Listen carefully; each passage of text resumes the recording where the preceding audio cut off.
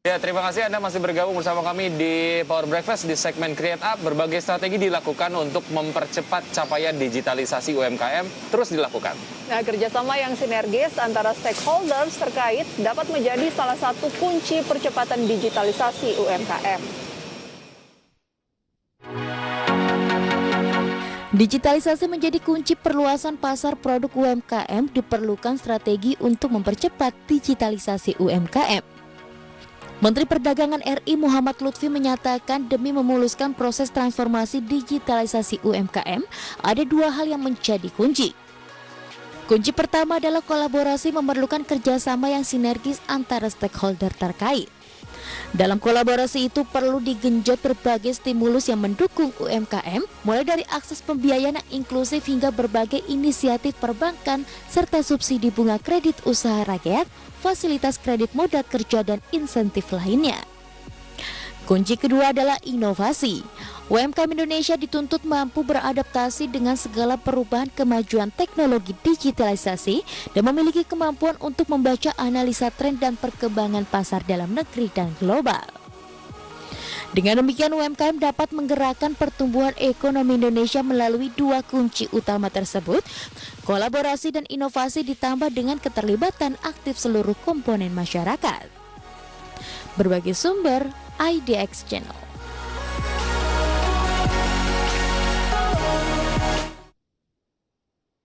Ya, untuk membahas tema kita di paruh terakhir lah ya di Power Breakfast, yaitu adalah di segmen Create Up. Sudah terhubung melalui aplikasi Zoom ada Mas Fadil Fahmi. Beliau adalah CEO Rise Loka. Ini adalah platform yang tentu saja mempertemukan e-commerce dan juga konsumen. Tema kita hari ini adalah platform akselerator digitalisasi UMKM. Selamat pagi Mas Fadil. Selamat pagi Mas. Apa kabar? Alhamdulillah baik Mas. Terima kasih sudah bergabung bersama kami di Power Breakfast. Mas Fadil, kalau kita lihat urgensi mengapa kemudian UMKM harus segera melakukan digitalisasi. Dari point of view Anda, apa urgensinya? Nah, digitalisasi ini sangat mengubah model bisnis Mas. Jadi pola pikir konsumen dan lain-lain dirubah oleh digitalisasi. Jadi bisnis apapun yang ada akan mengalami disruption di era digital ini. Jadi salah satu hal yang terpenting digitalisasi bagi UMKM adalah data. Dengan digitalisasi, UMKM dapat dengan mudah melihat berapa pengunjungnya, berapa konversi, dan siapa aja pengunjungnya. Berbeda dengan metode konvensional. Oke, jadi Mas Fadil, kalau berbicara mengenai digitalisasi, sisi positifnya lebih banyak dan mengikuti perkembangan saat ini ya. Tapi kalau lebih rinci, manfaatnya apa saja sih? Nah, manfaat yang pertama pasti dari sisi promosi. Nah, promosinya lebih hemat. Mungkin kalau biasanya orang yang punya produk ingin iklan di televisi, iklan di koran, untuk mengakses ratusan ribu pengunjung itu butuh ratusan juta untuk beriklan. Dengan adanya sosial media, dengan adanya marketplace, hanya ratusan ribu rupiah, UMKM bisa memasarkan produknya ke ratusan ribu orang. Jadi sangat hemat sekali untuk dari sisi promosi. Oke. Sejauh ini menurut pengamatan Mas Fadil sendiri, sudah cukup banyak nggak sih UMKM yang sudah melek digitalisasi di Indonesia?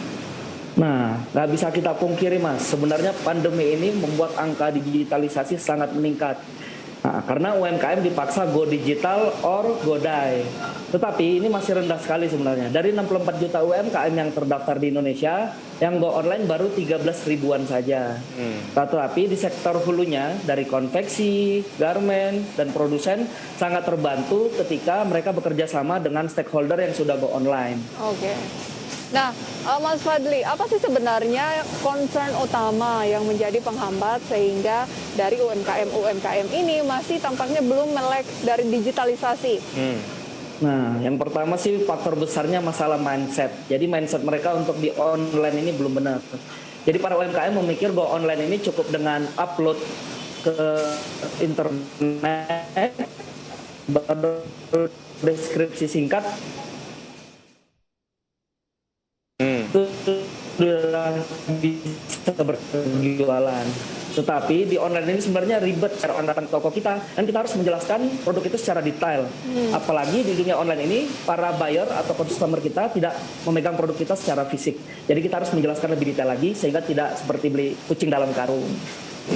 Oke, karena itu yang sebetulnya diperlukan oleh konsumen pada saat mereka looking around ataupun mungkin lihat-lihat barang-barang yang ada di platform online gitu ya, ingin mendapatkan penjelasan secara detail, tapi ya penjelasan itu disampaikan melalui teks gitu. Karena kalau kita datang ke offline store ya bisa ketemu sama SPG-nya ataupun SPB-nya untuk menjelaskan seperti apa barangnya. Tapi kalau ini ya menjelaskannya hanya melalui teks gitu ya, itu challenge-nya.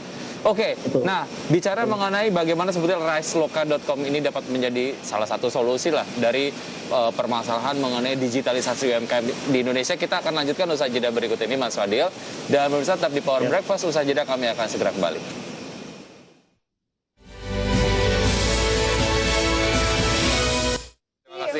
Masih bergabung bersama kami di Power Breakfast.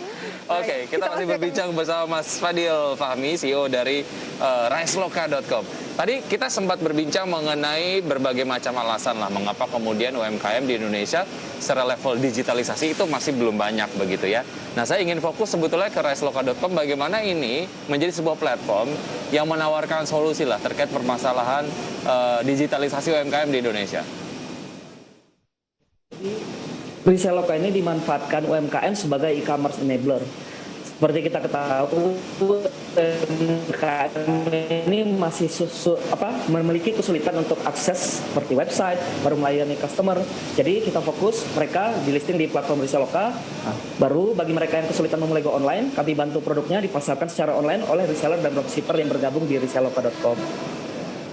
Oke, berarti ini semacam marketplace ya?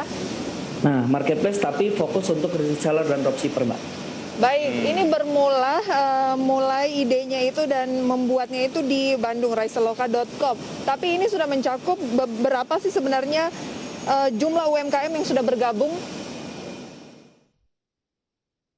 Nah, jadi untuk produk yang sudah listing gabung di website kita itu ada 10 ribuan produk UMKM yang kita pasarkan dengan belasan ribu reseller yang sudah bergabung. Jadi saat ini kita udah bekerja sama juga dengan Smesco membangun platform pemberdayaan UMKM yaitu Siren.id untuk lebih masif lagi digitalisasi UMKM-nya. Oke, secara feature kemudian secara fungsi-fungsi lah yang ada di platform Riseloka ini, sejauh mana feature-feature tersebut dapat menjadi sebuah feature ataupun kumpulan feature yang ada di platform menjadi hal yang cukup user friendly lah, Mas Fadil. Iya. Jadi kami ini membuat platform yang sangat gampang. Jadi si reseller atau dropshipper cukup share produknya bisa langsung dari aplikasi Riseloka. Mereka share produk ke marketplace atau ke media sosial. Nah, ketika ada transaksi mereka input orderan. Dan bagi UMKM mereka tidak perlu repot untuk mengakses dashboard. Nah, jadi Riseloka nanti akan mengirim pesanan dan mempick up barangnya. Oke, jadi terbuka bagi UMKM jenis apapun ya? Betul, Mbak. Oke, Mas Fadli, lantas untuk Riseloka sendiri, apa gain, keuntungan yang diperoleh dengan pendirian platform ini? Nah, untuk keuntungan bagi Riseloka sendiri, kita tetap mengambil margin untuk memberdayakan UMKM. Kita bantu juga dari sisi kontennya, kita upgrade kontennya sehingga produk ini bisa lebih berkelas lagi. Dan harapan kita produk lokal ini bisa menjadi tuan di negeri sendiri, Mbak.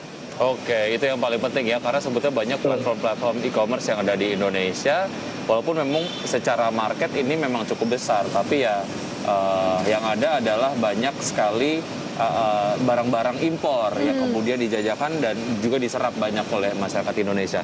Oke, challenge-nya atau mungkin tantangannya lah pada saat membangun Riseloka ini, seperti apa sih Mas Fadil supaya memang ini menjadi sebuah platform yang mengikuti tren perkembangan teknologi, user friendly, kemudian secara feature juga ini nampaknya oleh konsumen juga sangat mudah dan juga sangat friendly begitu untuk digunakan. Jadi kami berusaha terus melakukan riset sehingga dapat memberikan experience yang mudah untuk reseller dan UMKM, dan kami harap si reseller dan UMKM ini bisa memiliki penghasilan yang besar dari Riseloka. Jadi kami fokus untuk memberikan fitur-fitur dan solusi yang mempermudah reseller dan UMKM untuk berjualan. Kalau target ke depan seperti apa nih? Mungkin sampai akhir tahun atau di tahun 2022 dari Riseloka?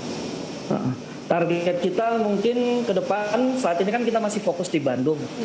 Target kita mungkin produk-produk yang udah laris dapat kita stok di berbagai daerah di Indonesia. Karena kendala pertama pasti yang paling besar yaitu di logistik, masalah ongkos kirim. Jadi banyak kasus harga ongkos kirim lebih mahal daripada harga barang itu sendiri, sehingga banyak terjadi cancel order. Jadi emang harapan kita sih di logistik sehingga ongkir bisa lebih murah lagi ke depan. Oke, ya supaya bisa sama-sama untung lah ya, karena saya kadang kalau kayak belanja online kalau ngeliat ongkirnya mahal banget saya juga nggak jadi beli gitu. Oke, Mas Fadil, bicara mengenai apa yang sebetulnya diperlukan lah dukungan dari pemerintah supaya membuat ekosistem digitalisasi UMKM ini dapat tercipta dengan baik gitu, khususnya dari point of view Anda sebagai penyedia platform. Nah, yang pertama tadi tetap dari sisi logistik. Semoga pemerintah ke depannya bisa memberi kebijakan ongkir yang lebih bersaing. Jadi semua UMKM dari Sabang sampai Merauke mereka bisa memasarkan produk kemana aja dengan harga yang sangat terjangkau. Dan yang kedua mungkin pemerintah lebih gencar lagi untuk mengedukasi UMKM agar UMKM mulai start to digital. Sehingga contohnya produk Bandung ini, contohnya yang di Bandung bisa diakses oleh orang Sabang sampai Merauke. Apalagi dengan volume kita yang 280 juta penduduk kurang lebih, sebenarnya sangat potensi sekali bagi UMKM untuk memasarkan produk secara online. Oke, itu untuk digitalisasi UMKM ya. Tetapi kan dari Rise Loka ini sendiri di dalam terdiri dari banyak sekali UMKM nantinya yang diharapkan bisa ikutan gitu. Tapi dari segi persaingan, karena kan UMKM ini sangat banyak ya, dari luar negeri juga harganya lebih bersaing. Mungkin dari pengamatan Anda, apa yang perlu ditingkatkan oleh UMKM lokal juga agar bisa berdaya saing sehingga ini kedepannya bisa menjadi merajai pasar dalam negeri sendiri? Yang pertama sih dari sisi research and design R&D, Pak. Jadi para UMKM, kalau dulu mungkin startnya mereka produksi barang dulu baru dipasarkan. Sekarang kita reverse, kita edukasi para UMKM yang di Bandung. Kita lakukan riset dulu. Nah, kita dari riset barang yang lagi laku apa, baru harganya di berapa. Setelah kita riset, baru kita lakukan produksi, baru kita lakukan marketing. Nah, ketika harganya masuk dan kualitas lebih baik, insya Allah produk kita lebih diterima daripada produk-produk luar. Itu pentingnya untuk melakukan riset pasar terlebih dahulu sebelum akhirnya menghadirkan sebuah produk gitu. Ini sangat menginspirasi dari saya nih. Ketika saya kan perempuan tuh biasanya pengen punya bisnis, tapi langsung menentukan saya tertariknya tuh bisnisnya A, B, C. Tapi saya nggak melakukan riset bahwa ternyata yang lagi diminati itu seperti apa. Pasarlah yang harusnya diikuti. Betul. Ini kalau bicara mengenai dampak dari pandemi COVID-19, kalau Anda tadi sampaikan digitalisasi UMKM malah kemudian banyak terjadi pada saat pandemi COVID-19. Tapi secara operasional dari Riseloka sendiri pada saat pandemi gimana sih? Adakah kemudian dampak yang ditimbulkan? Misalnya ada efisiensi karyawan kah dan lain-lain? Atau justru lebih meningkat? Atau justru mungkin lebih meningkat? Nah, kalau untuk efisiensi karyawan saat ini tidak ada, masih stabil dan orderan meningkat. Tetapi karena daya beli juga yang turun, jadi orderan saat ini masih keadaan stabil lah, tidak turun dan tidak terlalu naik. Oke, karena secara demand dari market juga ya mengalami pelemahan gitu. Tapi ini juga termasuk hal yang memang kayaknya juga banyak dilakukan oleh pelaku-pelaku bisnis di berbagai macam sektor. Yang dilakukan pada saat pandemi adalah bagaimana caranya supaya survive gitu. Kalau tidak melakukan efisiensi karyawan itu juga udah bagus banget sebenarnya gitu. Nggak kemudian akhirnya orientasinya menjadi keuntung aja gitu ya. Yang paling penting adalah bagaimana bisnisnya tetap running. Oke, pengembangan feature ke depan, kemudian juga target dari UMKM yang akan disasar bekerja sama dengan Riseloka, itu ada nggak target-target seperti itu, Mas Fadil? Jadi target-target kita UMKM ini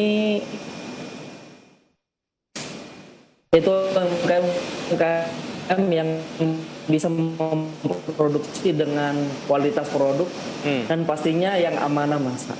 kasus produk tidak sesuai dengan foto, sehingga banyak orang kapok untuk belanja online. Oke.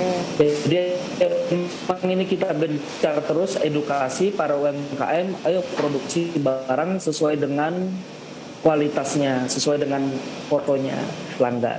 Oke. Baik, semoga ke depan resloka.com ini bisa menjadi rumah bagi UMKM lokal juga bernaung Pasti. begitu ya, dan digitalisasi UMKM ke depan lebih meningkat lagi. Dan satu tadi yang digarisbawahi adalah masalah klasik, yaitu logistik ini juga bisa segera dibenahi oleh pemerintah ya. Betul. Terima kasih Mas Fadil sudah bergabung bersama kami. Sukses selalu, sehat selalu. Salam Sampai untuk berjumpa teman-teman di kembali. resloka.com. Baik, oke. Seru ya? Ini ya sangat seru tentunya, dan menjadi inspirasi juga bagaimana kita mau memulai bisnis kecil-kecilan mungkin Betul. seperti saya ini ya. Ya, sudah ada platformnya. Jadi silakan digunakan, dan ini sangat-sangat friendly tadi bilang sama Mas Fadil. Betul. Dan ini menjadi akhir perjumpaan kita juga karena Betul, sudah Prita. 90 menit kami menemani Anda dalam Power Breakfast pada pagi hari ini. Dan lindungi keluarga Anda pemirsa saat penularan COVID ini masih meningkat. Ya, tetap patuhi protokol kesehatan 3M, memakai masker, menjaga jarak dan jauhi kerumunan, mencuci tangan di area yang mengenil, dan jangan lupa dukung vaksinasi pemerintah demi terjadinya kekebalan kelompok agar pandemi segera berakhir. Dan semoga pembahasan tersebut ini bisa menjadi referensi dan sumber informasi untuk Anda. Tetap perbaharui informasi Anda hanya di IDX Channel, your trustworthy economic business and capital market channel, dan See you in the morning. morning. Bye.